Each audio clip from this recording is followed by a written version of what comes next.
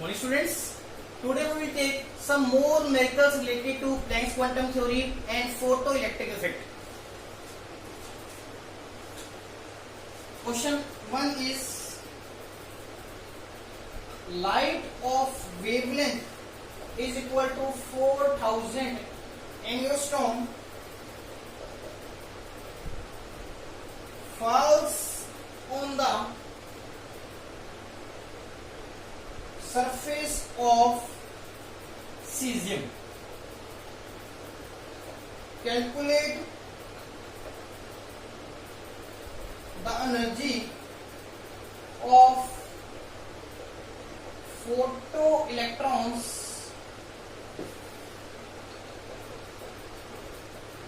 emitted.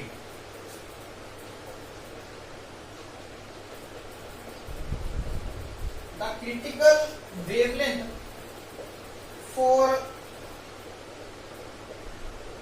photoelectric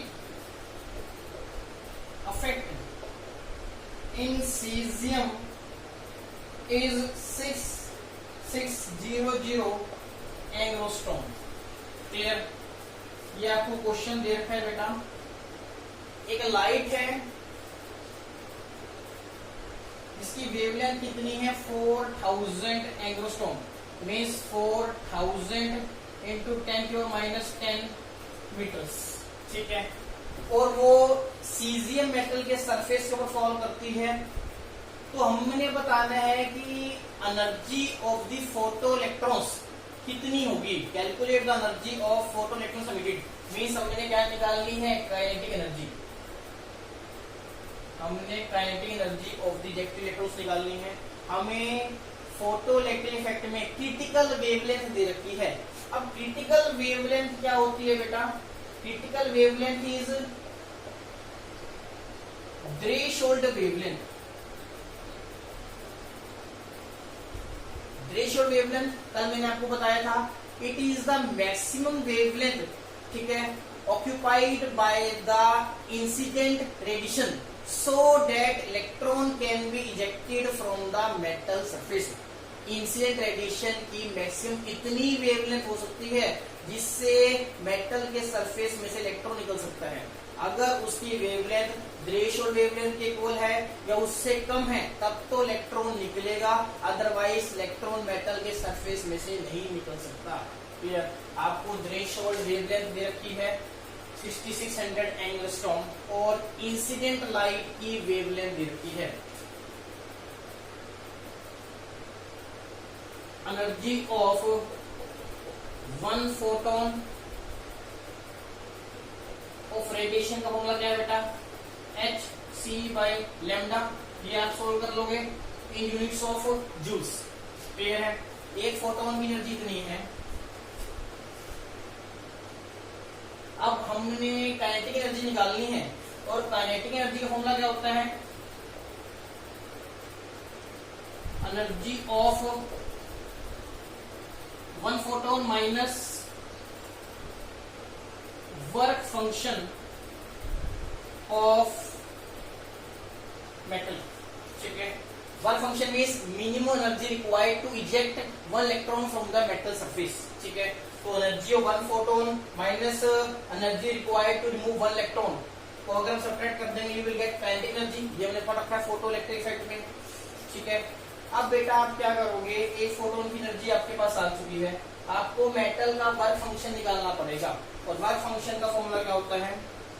work function is equal to h nu naught is equal to hc/λ naught. ठीक है. Nu naught क्या है? Threshold frequency. और lambda naught क्या है बेटा? Threshold wavelength. यहां से हम निकाल लोगे. क्लियर? ये आपको सीजियम की जो वेवलेंथ दे रखी है वो एंगस्ट्रॉम में दे रखी है और ये भी एंगस्ट्रॉम में दे रखी है. तो इसको मीटर में कन्वर्ट करना है बेटा दोनों को. 4000 इंटू 10⁻⁻10 मीटर्स और ये भी 6600 एंगस्ट्रॉम है इंटू 10⁻⁻10 मीटर्स ले सकते हो बेटा इसको आप. ठीक है. ये आप सोल्व कर लोगे, you will get work function in units of joules. Clear? इसको आप क्वेश्चन 1 कह दो, इसको आप क्वेश्चन 2 कह दो. क्लियर?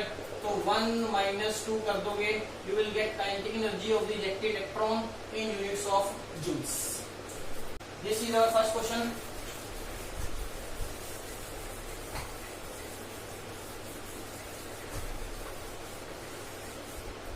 सेकेंड क्वेश्चन करते हैं बेटा.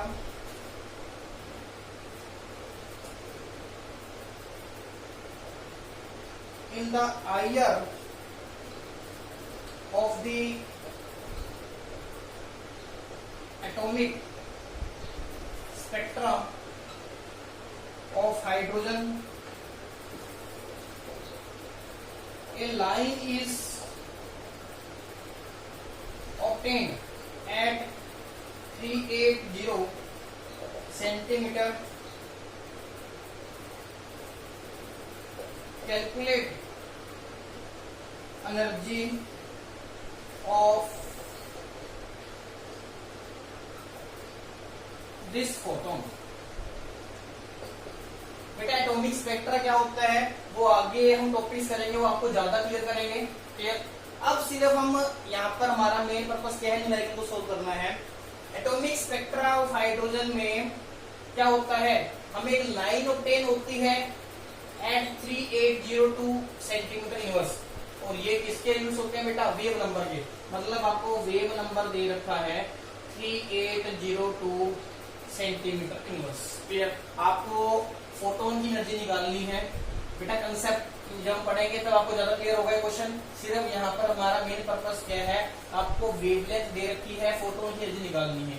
वेव नंबर दे रखा है, ठीक है, फोटोन की एनर्जी निकालनी है. फोटोन की एनर्जी का फॉर्मूला क्या होता है, h nu is equal to h c by lambda. Clear? और वेव नंबर का फॉर्मूला क्या होता है, wave number is equal to 1 by lambda. Clear? 1 by lambda होता है.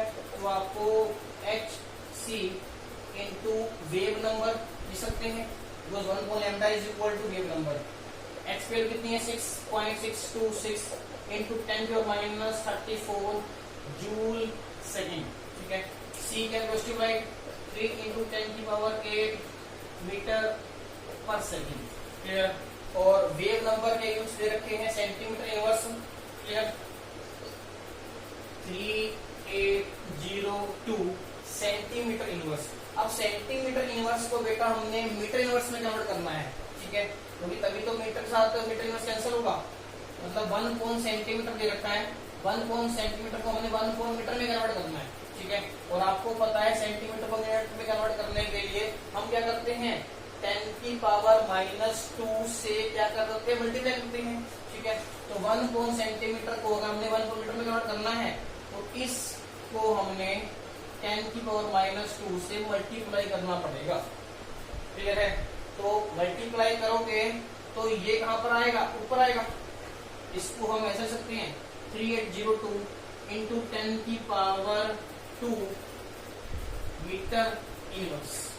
सेंटीमीटर को मिनट में कन्वर्ट करने के लिए, सेंटीमीटर को मीटर में कन्वर्ट करने के लिए हम 10⁻2 से मल्टीप्लाई करते हैं. यहाँ पर हमने सेम किया है, सेंटीमीटर को जब इसे मल्टीप्लाई कर दिया तो सेंटीमीटर किसमें कन्वर्ट हो गया, मीटर में. और ये जो 10⁻2 है ये नीचे था, ये ऊपर जाएगा, क्या बनेगा 10⁻2. क्लियर? अब आप मीटर के साथ मीटर इनवर्स कैंसिल कर दोगे. क्लियर? सेकंड के साथ सेकंड इनवर्स कैंसिल कर दोगे. ये जो आपके यूनिट्स आएंगे वो क्या आएंगे, in terms of joules. Clear है? This is your second question.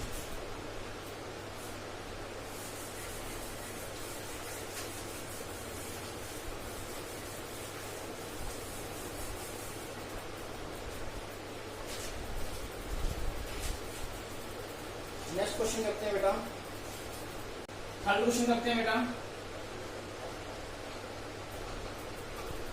The minimum energy for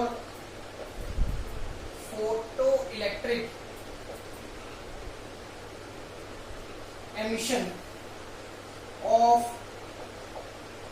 electrons from a metal is 3.056 into 10⁻15 joules. If light of wavelength is equal to 4000 angstrom is used will the electrons be ejected or moved? ये आपका question है बेटा। आपको क्या रखा है कि metal के सरफेस में से अगर हमने इलेक्ट्रॉन बाहर निकालना है तो मिनिमम एनर्जी कितनी चाहिए, दिस मच। मतलब इसको क्या बोलते हैं, work function of the metal. Clear. Incident light की आपको वेवलेंथ पता रखी है, आपको बताना है कि इस केस में इलेक्ट्रॉन इजेक्ट होगा कि नहीं होगा। क्लियर। आपको रूल पता है, electron is ejected from metal surface only if energy of incident radiation is greater than or equal to work function of metal। ये पता है, अगर इंसिडेंट रेडिएशन की एनर्जी जो है वर्क फंक्शन से ज्यादा है या उसके इक्वल है, उस केस में तो इलेक्ट्रॉन इजेक्ट हो सकता है, अदरवाइज इलेक्ट्रॉन इजेक्ट नहीं होगा फ्रॉम द मेटल सरफेस। आपको बेटा मेटल का वर्क फंक्शन दे रखा है, दिस मच। ठीक है। अब आपने क्या करना है, इंसिडेंट रेडिएशन की एनर्जी निकालनी है। अगर ये एनर्जी इस एनर्जी के इक्वल आती है या इससे ज्यादा आती है, उस केस में तो इलेक्ट्रॉन इजेक्ट होंगे, अदरवाइज इलेक्ट्रॉन इजेक्ट नहीं होंगे। तो आपने इंसिडेंट रेडिएशन की एनर्जी कैसे निकालनी है, फॉर्मूला अप्लाई करना है, E is equal to hc by lambda is equal to 6.626 into 10 की power minus 34 joule second into 3 into 10 की पावर 8 मीटर पर सेकेंड डिवाइडेड बाय लैम्डा कितना है 4000 इंटू 10 की power minus 10 metres. Clear. Metre के साथ मीटर कैंसिल कर दोगे, सेकंड के साथ सेकंड और कैंसिल कर दोगे, ये आपकी एनर्जी आ जाएगी in terms of joules. Clear. अगर ये एनर्जी इस एनर्जी के इक्वल आती है या इससे ज्यादा आती है, उस केस में इलेक्ट्रॉन इजेक्ट होगा, अदरवाइज नहीं होगा। नंबर 4 लिखते हैं बेटा।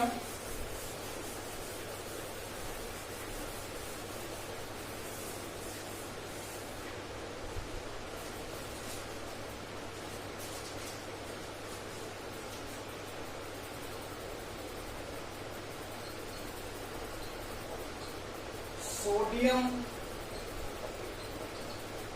Street lamp gives off a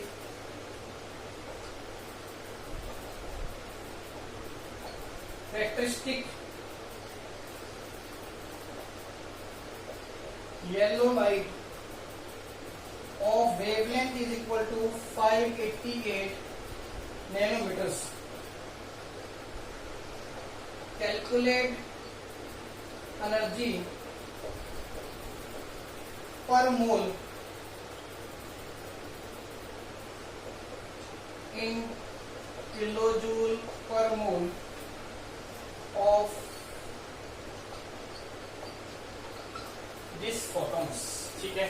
आपको बता रखा है कि स्ट्रीट लैंप जो है, मतलब गलियों में जो लाइटें लगी होती हैं, वो सोडियम लैंप लगा रखा है, और सोडियम लैंप में से जो रेडिएशंस एमिट हो रही हैं उनकी वेवलेंथ है 588 nanometres is equal to 588 into 10 minus 9 metres. Clear. आपको बताना है कि इस रेडिएशंस में से जो फोटॉन्स निकलेंगे, ठीक है, 1 मोल फोटॉन्स की एनर्जी कितनी होगी। सिंपल क्वेश्चन है।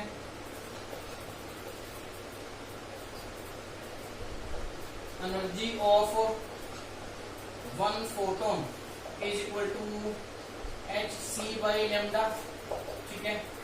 is equal to 6.626 into 10 की पावर माइनस 34 into 3 into 10 की पावर 8 मीटर पर सेकेंड। और लैम्डा कितना है 588 into 10 की पावर माइनस 9। इसको आप सोल्व कर लोगे, this will gives you energy 1 photon। ठीक है। तो अब आपको फोटॉन्स की एनर्जी निकालनी है in terms of kilo joules. तो अगर जूल्स में एनर्जी ये है तो किलो जूल्स में कितनी होगी, 10 की पावर आपने -3 कर देना है, ये आ जाएगा kilo joules. Energy of one photon in kilo joule इतनी है। Therefore,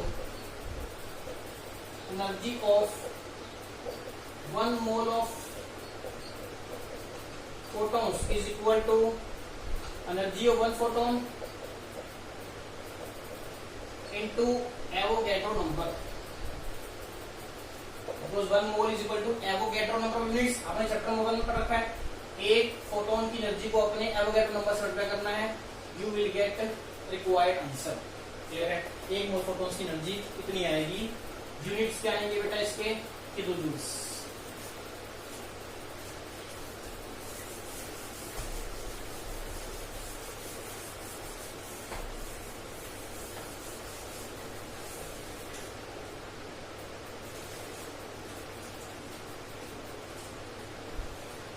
नेक्स्ट क्वेश्चन है electromagnetic radiation of wavelength is equal to 242 nanometer just ionizes the sodium atom. Calculate the ionization energy of sodium in kilojoule पर mole. Clear है? ये बेटा थोड़ा अलग तरह का क्वेश्चन है।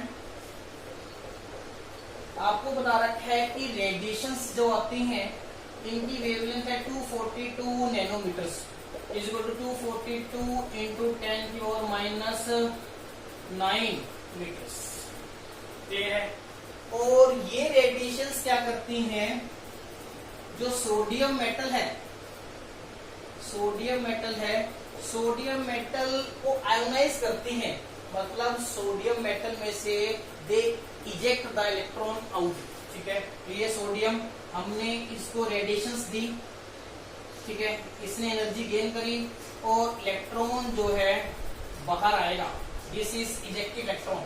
और इलेक्ट्रॉन जब बाहर आएगा तो सोडियम क्या बन जाएगा बेटा, sodium ion means Na positive बनेगा। ठीक है?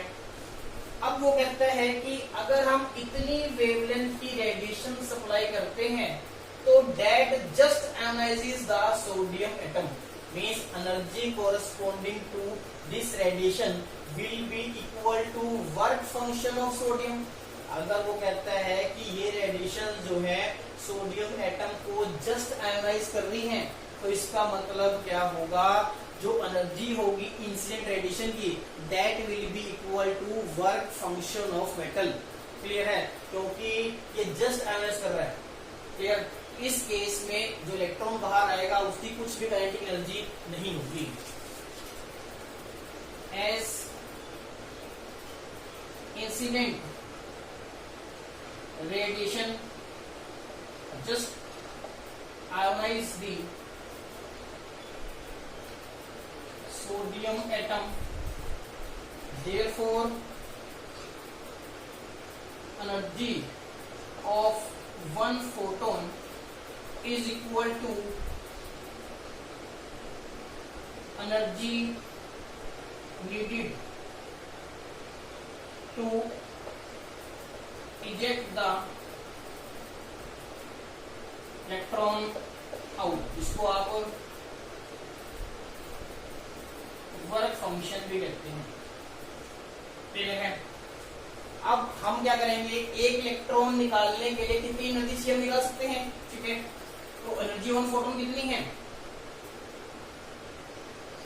hc/λ।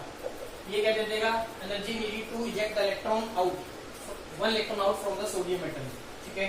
और अगर हमने एक दो इलेक्ट्रॉन्स निकालने हैं तो हम क्या करेंगे, energy required to remove one electron into Avogadro number कर देंगे। आपका आंसर आ जाएगा इन टर्म्स ऑफ जूल्स। और अगर आप उसको 1000 से डिवाइड कर दोगे वो आपको क्या दे देगा, required energy in kilo joule पर मोल। क्लियर है? बेटा सोल्व करते हैं।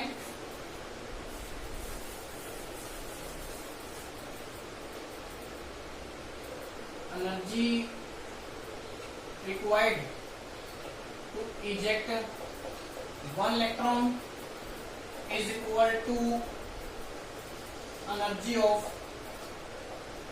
वन फोटोन, ये आपको मैंने बता ही दिया, is equal to h c by lambda. Clear? Lambda आपको मीटर में पुट करना है, 242 इंटू 10⁻⁹ मीटर्स। क्लियर है? एक इलेक्ट्रॉन को इजेक्ट करने के लिए कितनी एनर्जी चाहिए, ये आपका आंसर आ जाएगा इन टर्म्स ऑफ जूल्स। तो in terms of kilojoule क्या आएगा, इसको आप 10⁻³ से मल्टीप्लाई कर देंगे, ये आपका आंसर आ जाएगा किलो जूल्स में। ठीक है? तो अगर हमने एक मोल इलेक्ट्रॉन्स को बाहर निकालना है, therefore energy required to eject 1 mole of electrons. ठीक है? अब बेटा इन्होंने क्वेश्चन में आयोनेशन एनर्जी पूछ रखी थी इन किलो जूल पर मोल। तो आयोनेशन एनर्जी का मतलब क्या है, it is the amount of energy required to remove 1 mole of electron from the surface of metal. अगर हमने 1 मोल इलेक्ट्रॉन्स मेटल के सरफेस में से बाहर निकालने हैं तो कितनी एनर्जी उसको देनी पड़ेगी, that is equal to ionisation energy. हमने क्या बताया, एक इलेक्ट्रॉन को बाहर निकालने के लिए किलो जूल्स में एनर्जी इतनी चाहिए होती है, तो 1 मोल इलेक्ट्रॉन्स को कितनी एनर्जी चाहिए होगी वो हम कैसे निकालेंगे, इस नंबर को हम एवोगैड्रो नंबर से मल्टीप्लाई कर देंगे। क्लियर? ये हमें क्या दे देगा, आयोनाइजेशन एनर्जी। क्लियर? ये आपने एक इलेक्ट्रॉन की निकाल रखी थी, इसको आपने एवोगैड्रो नंबर से सिर्फ मल्टीप्लाई करना, ये आपका आंसर आ जाएगा। क्लियर है? क्लियर है? ये नेक्स्ट क्वेश्चन करते हैं।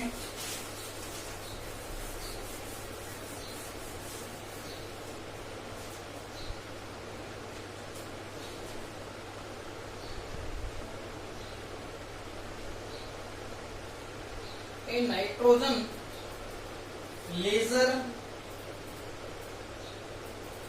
produces a wavelength of 337.1 nanometers if the number of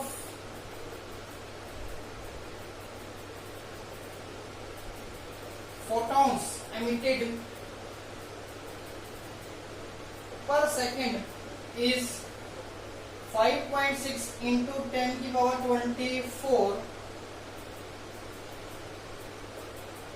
Calculate the power of the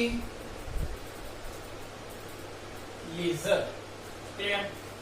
ये क्वेश्चन है बेटा हमारे पास, हमने लेजर की पावर निकालनी है।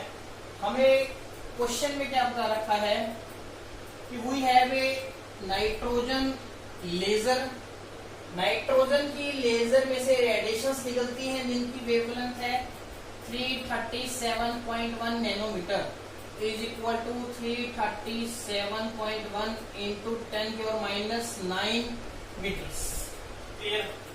हमको बताना है कि लेजर की पावर क्या होगी, और आपको फॉर्मूला पता है, power is equal to energy divided by time. ठीक है? हम मानते हैं कि अगर 1 सेकंड के अंदर 1 जूल की एनर्जी रिलीज होती है तो पावर कितनी होती है बेटा, 1 वॉट। ये आपको पता है 1 watt is equal to 1 joule पर सेकेंड। अगर 1 सेकंड के अंदर 1 जूल ऑफ एनर्जी रिलीज होती है, that means power is 1 what. Clear? अब बेटा क्वेश्चन में हमें नाइट्रोजन लेजर में से जो रेडिएशन निकलती हैं उनकी वेवलेंथ बता रखी है, और लेजर में से 1 सेकंड में कितने फोटॉन्स निकलते हैं ये बता रखा है। हम क्या करेंगे, लेजर में से टोटल एनर्जी रिलीज कितनी होती है 1 सेकंड में वो निकाल लेंगे। ठीक है? 1 सेकंड में टोटल एनर्जी जितनी हीटिंग रिलीज होगी उसको ऊपर रखेंगे, टाइम रखेंगे 1 सेकेंड, वो हमें क्या दे देगा बेटा, पावर दे देगा इन वॉट। क्लियर है? Total energy released in 1 second किसके इक्वल होगा, energy of 1 photon into total photons emitted पर सेकेंड। ये आप इजिली सोल्व कर सकते हो। एक फोटोन की एनर्जी का फॉर्मूला क्या होगा, hc/λ। ठीक है, और टोटल फोटोन्स आपको दे रखे हैं इंटू 5.6 इंटू 10 की पावर 24। ये टोटल एनर्जी रिलीज होगी इन 1 सेकेंड। यूनिट्स आएंगे बेटा जूल्स। उसके बाद आपने क्या करना है, पावर निकालनी है। पावर निकालने के लिए आप फॉर्मूला अप्लाई कर देंगे, energy divide by time. Clear? तो फॉर्मूला अप्लाई कर देंगे, power is equal to total energy release divided by time. Time आपने क्या रखना है, 1 सेकेंड। ठीक है, ये आपके पास आंसर आएगा इन यूनिट्स ऑफ जूल पर सेकेंड। और जूल पर सेकेंड क्या होता है बेटा, वॉट। क्लियर बेटा? ये आपको पावर मिलेगी लेजर की इन टर्म्स ऑफ वॉट। और अगर आपने उसको किलोवाट में कन्वर्ट करना है तो आप क्या करोगे, वॉट को 10 की पावर -3 से मल्टीप्लाई कर दोगे। ठीक है, ये आपका आंसर आ जाएगा किलोवाट में। क्लियर? हमने टोटल एनर्जी रिलीज निकाल दी इन 1 सेकेंड।